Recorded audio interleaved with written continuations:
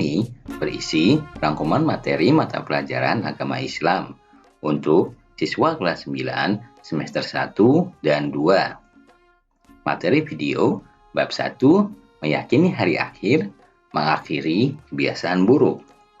Bab 2, menatap masa depan dengan optimis, ikhtiar, dan tawakal. Bab 3, mengasah pribadi yang unggul dengan jujur, santun, dan malu. Bab 4, akikah dan kurban, menumbuhkan kepedulian umat. Bab 5, kehadiran Islam mendamaikan bumi Nusantara. Bab 6, meraih kesuksesan dengan optimis, ikhtiar, dan tawakal. Bab 7, beriman pada qada, berbuah ketenangan hati. Bab 8, damaikan negeri dengan toleransi. Bab 9, menuai keberkahan dengan rasa hormat, taat kepada orang tua dan guru. Bab 10, dahsyatnya persatuan dalam ibadah haji dan umroh. Bab 11, menelusuri tradisi Islam di Nusantara. Bab 12, menyuburkan kebersamaan dengan toleransi dan menghargai perbedaan. Namun sebelum mulai, jangan lupa ya untuk klik like, share, dan subscribe agar kalian mendapatkan pemberitahuan jika ada video terbaru dari kami. Bab 1, meyakini hari akhir, mengakhiri kebiasaan buruk. Beriman kepada hari kiamat merupakan rukun iman yang kelima. Iman kepada hari akhir adalah meyakini bahwa seluruh alam, termasuk dunia dan seisinya, akan mengalami kehancuran, ditandai dengan ditiupnya trompet oleh malaikat Israel. Para ulama mengelompokkan kiamat menjadi dua macam, yaitu kiamat sugro dan kiamat kubro.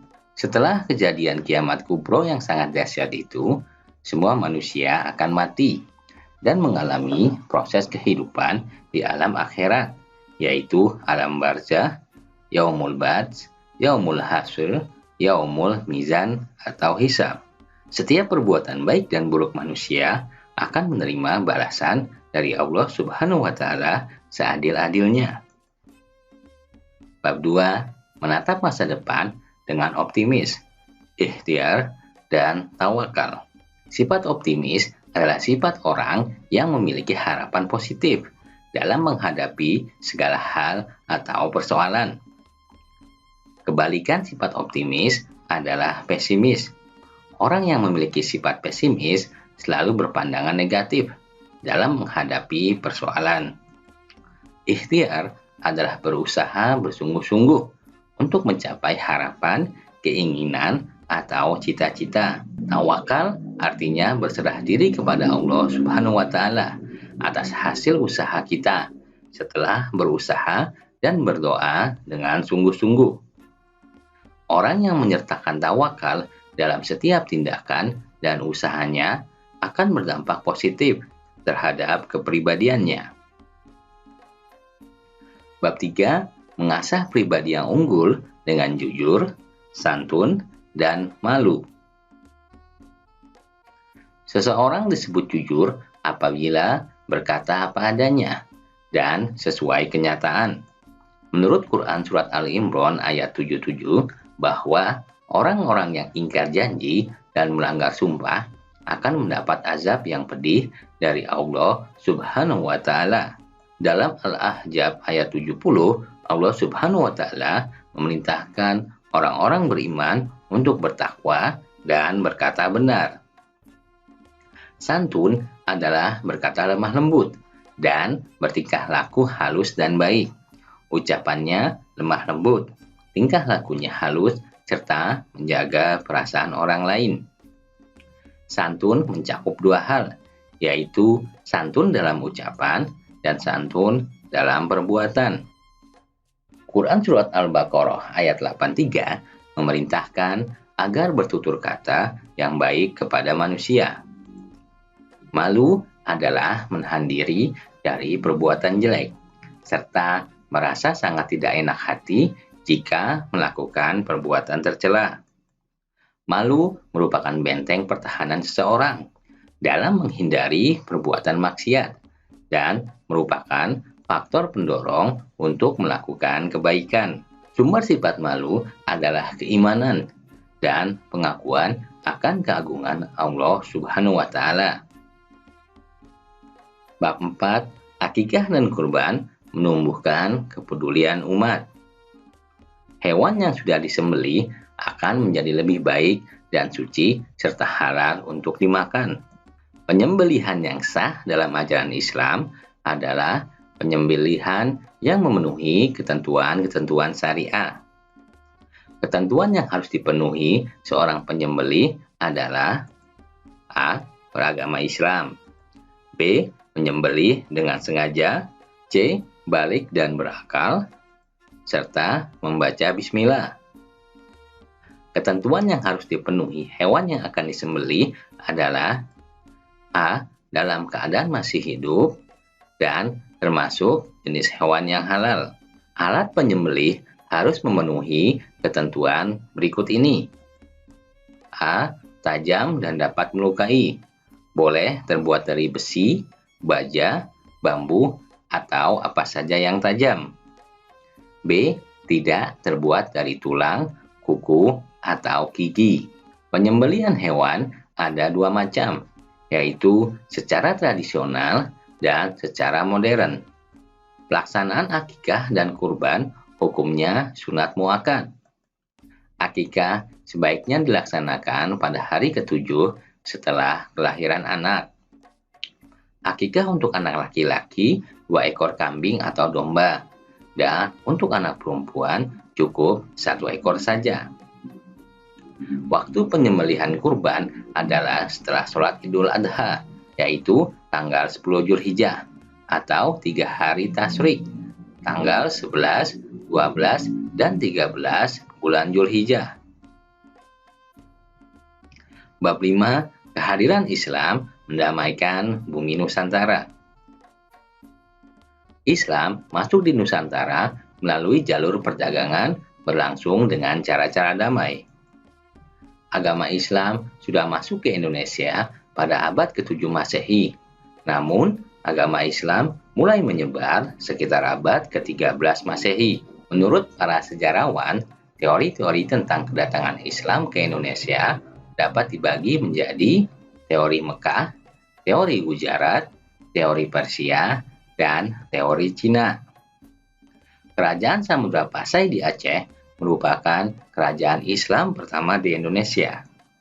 Proses penyebaran dan perkembangan agama dan kebudayaan Islam dilakukan melalui perdagangan, perkawinan, pendidikan, hubungan sosial, dan kesenian. Kerajaan Islam di Sumatera yaitu Kerajaan Samudra Pasai dan Kerajaan Aceh. Kerajaan Islam pertama di Jawa adalah Kerajaan Demak. Kerajaan Demak diteruskan Kerajaan Pajang dan Kerajaan Mataram Islam. Kerajaan Banjar merupakan kerajaan Islam di Kalimantan. Kerajaan Islam di Sulawesi yaitu Kerajaan Gorontalo, dan di Maluku Utara terdapat Kerajaan Ternate dan Kerajaan Tidore. Bab 6, meraih kesuksesan dengan optimis, ikhtiar, dan tawakal. Optimis, ikhtiar, dan tawakal merupakan akhlak terpuji yang harus dimiliki setiap mukmin.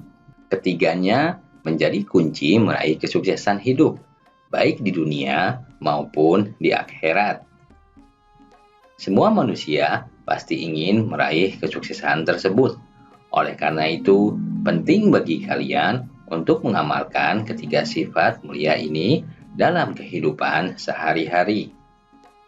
Dalam Quran Surat Az-Zumar ayat 53, Allah Subhanahu wa Ta'ala menyeru hamba-hambanya yang melampaui batas agar tidak berputus asa dari rahmat Allah Subhanahu wa Ta'ala. Dalam Quran Surat An-Najm ayat 39-42, Allah Subhanahu wa Ta'ala berjanji akan memberi balasan sempurna kepada orang yang mau berusaha keras.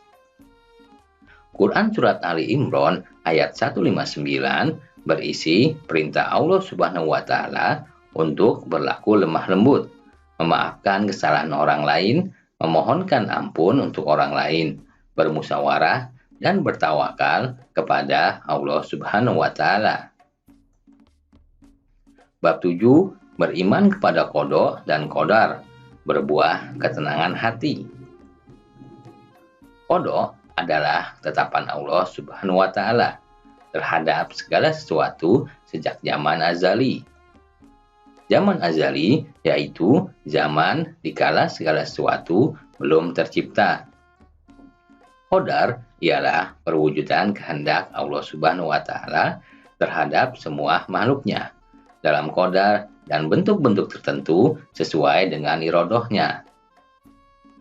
Iman kepada takdir berarti percaya bahwa segala apa yang terjadi di alam semesta ini, seperti adanya sehat dan sakit, hidup dan mati, rezeki dan jodoh seseorang, merupakan kehendak dan ketentuan Allah Subhanahu wa Ta'ala. Takdir dibagi menjadi dua, yaitu takdir mu'allaq dan takdir mubram. Manfaat beriman kepada qada dan qadar yaitu menenangkan jiwa, senantiasa bersikap sabar dan syukur, menumbuhkan sifat optimis, dan menjauhkan diri dari sifat sombong. Bab 8. Damaikan negeri dengan toleransi. Toleransi diartikan sebagai sikap saling menghargai perbedaan antar sesama manusia.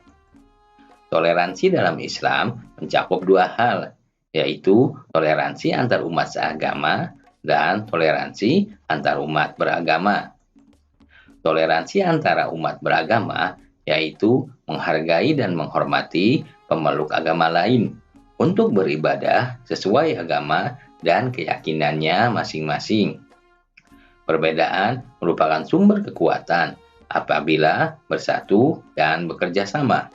Toleransi kepada golongan non-muslim hanya terbatas pada masalah-masalah keduniaan saja. Tidak boleh ada toleransi dalam bidang akidah dan ibadah.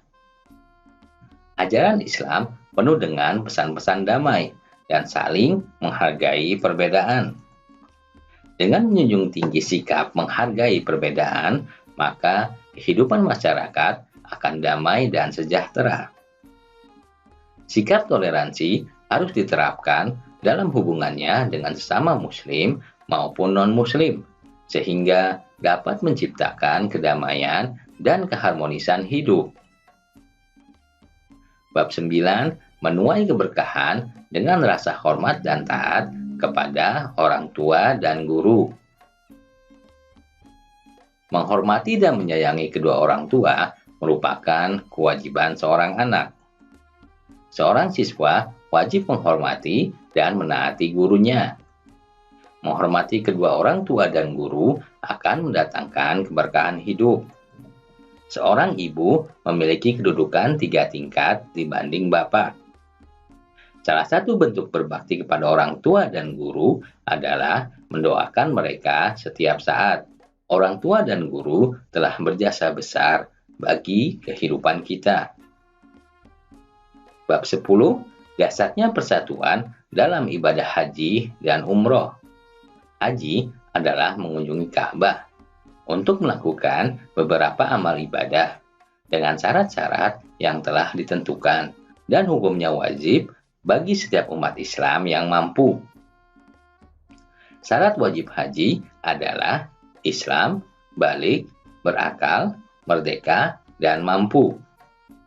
Rukun haji adalah ihram, wukuf, tawaf, sa'i, tahallul, dan tertib. Wajib haji adalah ihram dari miqat, berhenti di Musdalifah, melontar jumrah Akabah, bermalam di Mina, tawaf wada, dan tidak melakukan perbuatan yang dilarang. Sunnah haji adalah ifrad membaca talbiyah selama ihram sampai melontar jumrah Akabah pada hari raya Idul Adha, berdoa sesudah membaca talbiyah, membaca zikir sewaktu tawaf, sholat 2 rakaat sesudah tawaf, dan masuk ke Ka'bah. Larangan haji bagi laki-laki yaitu memakai pakaian yang berjahit baik jahitan biasa, sulaman, atau diikatkan kedua ujungnya dan menutupi kepala. Kecuali sesuatu hal, maka diperbolehkan, akan tetapi harus membayar dam. Larangan bagi perempuan yaitu menutup muka dan kedua telapak tangan. Apabila keadaan mendesak, ia boleh menutupnya, akan tetapi harus membayar fidyah. Larangan bagi laki-laki dan perempuan yaitu memakai wangi-wangian, baik dipakainya pada badan atau pada pakaian. Menghilangkan rambut atau bulu badan yang lain, memakai minyak rambut, memotong kuku.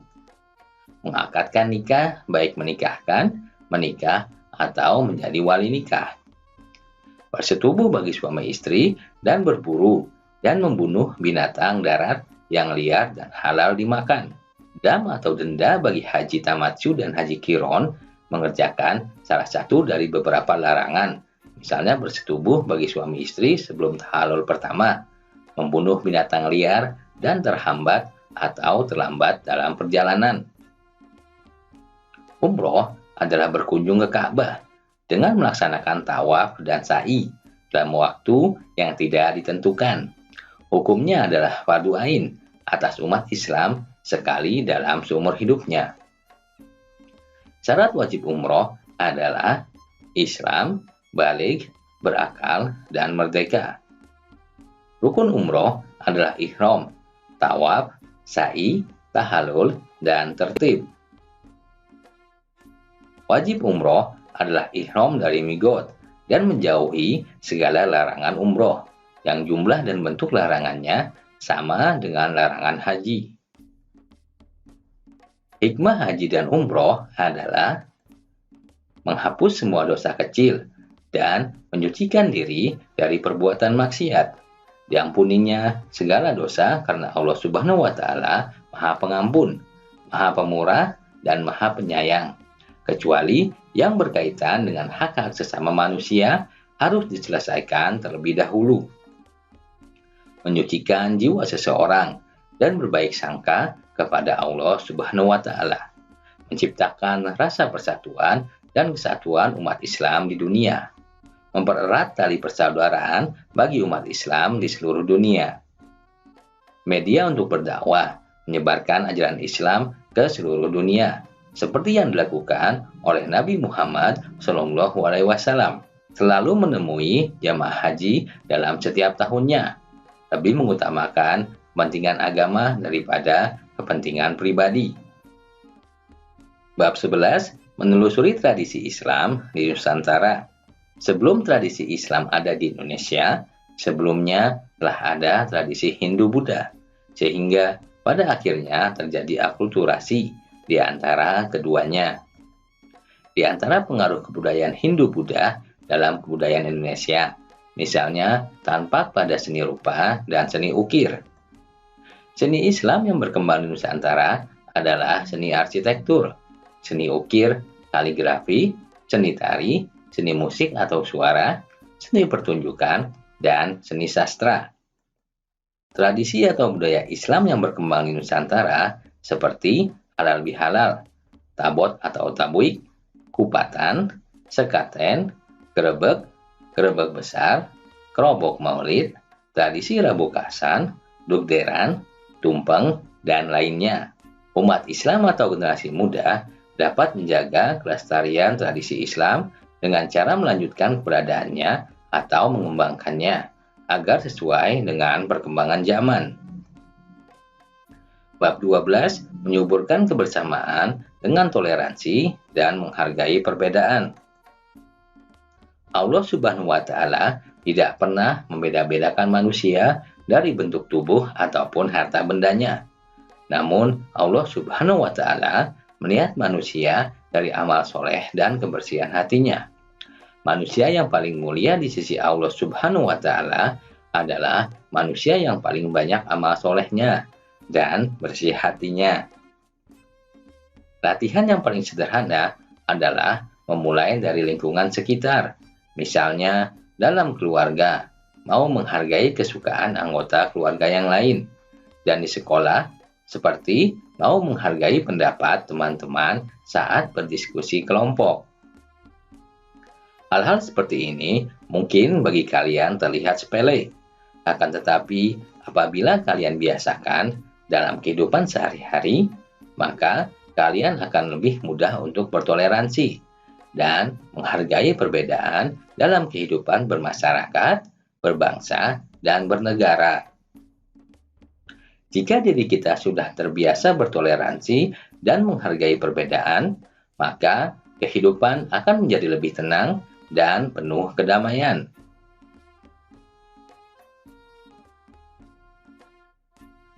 Demikianlah rangkuman materi pelajaran agama Islam untuk siswa kelas 9 semester 1 dan 2. Sampai jumpa di video lainnya. Jangan lupa untuk klik like, subscribe, dan tekan loncengnya agar kalian mendapatkan pemberitahuan jika ada video terbaru dari kami.